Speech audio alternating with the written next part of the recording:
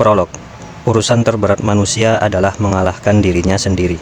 Banyak hal yang bisa menjatuhkanmu, tapi satu-satunya hal yang benar-benar dapat menjatuhkanmu adalah sikapmu sendiri. R.A. Kartini. Setiap manusia lahir membawa egonya masing-masing, besar dan tingginya sama. Yang membedakan kemudian adalah upaya pengendaliannya. Seseorang yang tak mampu mengendalikan ego atau membiarkan ego berkuasa dalam dirinya, mungkin akan kerap menemui masalah dengan lingkungannya. Setidaknya itu akan menjadi bahan ghibah yang tak ada habisnya.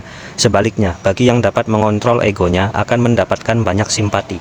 Setidaknya ini saya temui ketika berkendara di jalan raya. Sebagaimana jalan raya di kota-kota besar pada umumnya, jalan raya akan penuh dengan kendaraan pada jam kerja. Bagi saya yang terbiasa dengan kondisi jalan raya seperti itu, kemacetan adalah ujian pertama.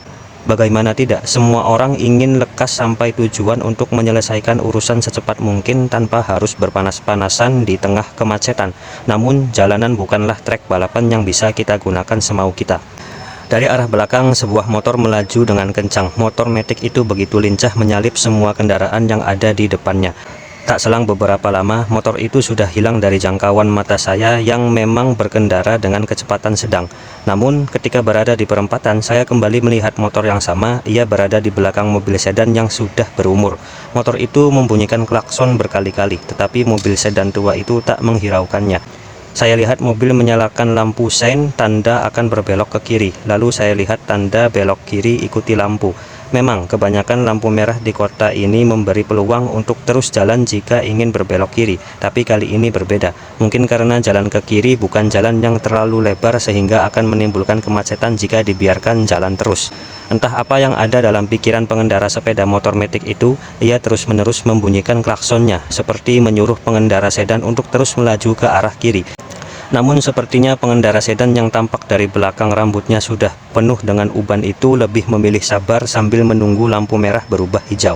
Tampak istri yang berada di sampingnya mengelus pundak suaminya, memberi kode untuk lebih bersabar. Saya pun membatin, bukankah adanya traffic light ini untuk mengatur lalu lintas agar tak macet, agar terhindar dari kecelakaan, juga agar kita lebih disiplin dan saling menghargai di antara pengguna jalan raya? Mengapa pengendara metik itu justru terus-menerus membunyikan klaksonnya? Urusan apa yang tidak bisa menunggu semenit, 2 menit, atau paling lama 5 menit agar lampu merah itu menyelesaikan tugasnya? Kebelet saja masih bisa ditahan dalam hitungan perubahan lampu merah. Melihat tingkah laku pengendara motor itu, saya jadi ikutan jengkel. Saya lihat sekeliling, pengendara lain juga memperhatikan mas-mas pengendara motor itu. Motornya bagus, bersih, helm yang digunakan juga bukan helm murahan. Ia sepertinya anggota sebuah klub motor, karena sebuah stiker klub motor menempel di salah satu sisi motornya. Diam-diam pengendara di sebelah saya mengambil smartphone-nya dan mengabadikan momen tersebut. Saya hanya tersenyum. Beginilah tradisi kita, mengabadikan setiap momen yang janggal. Namun bukan itu masalahnya sekarang. Kejadian yang berlangsung cukup cepat itu membuat gerah pengendara lain di depan saya. Meski terhalang dengan pengendara lainnya, saya cukup bisa melihat gerak salah satu pengendara yang turun dari motornya dan menegur pengendara metik itu.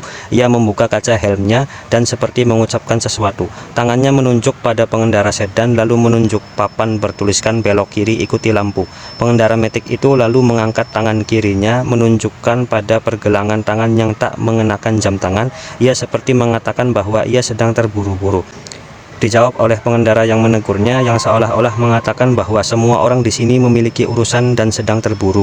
Tangannya menunjuk pada semua pengendara. Pengendara metik itu pun menangkupkan tangannya tanda meminta maaf. Tak lama setelah itu lampu berubah hijau. Pengendara yang menegur tadi segera kembali ke motornya dan melajukan dengan kecepatan standar. Peristiwa itu berakhir. Masih dengan kecepatan standar, saya searah dengan pengendara motor metik tadi. Pengendara sedan menjalankan kendaraannya dengan perlahan. Ketika menyalipnya, tampak seorang yang sudah tua memegang kemudi. Saya pun memakluminya. Hal yang membuat saya heran kemudian adalah motor metik tadi masih bisa saya susul. Kini ia tak lagi menggunakan kecepatan tinggi agar segera sampai ke tempat yang dituju. Ia justru lebih pelan dari kecepatan saya. Loh, bukannya tadi terburu-buru ya? Seandainya saja ia mau mengendalikan egonya, tentu tidak akan dipermalukan di depan umum dan masih bisa menikmati jalanan dengan gaya berliuk-liuk ala pembalap.